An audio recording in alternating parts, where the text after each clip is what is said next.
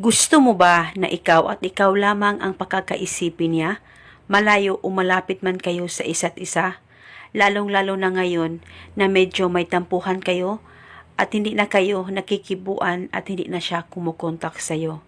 At gusto mo ba na siya ay matutulala sa kakaisip sa'yo?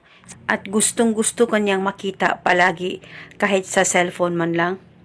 Kaya gawin mo lamang itong ritual na ibabahagi ko sa inyo ngayon.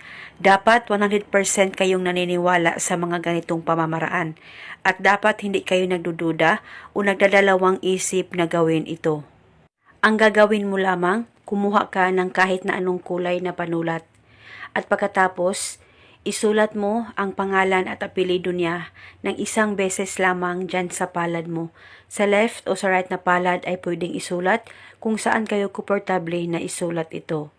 At pagkatapos mo nang masulat ang pangalan at apelido niya dyan sa palad mo, ilapit ang palad mo sa baba mo, mag-focus at mag-concentrate ka, pakaisipin mo siya ng maigi, at pagkatapos ibulong mo lamang ang mga makapangyarihang salitang ito. Pangalan at apelido, ikaw ay matutulala sa kakaisip sa akin sa tuwing hindi mo ako nakikita o nakakausap araw-araw.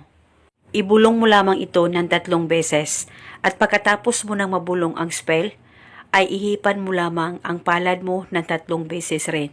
Ihipan mo lamang ang pangalan niya dyan sa palad mo.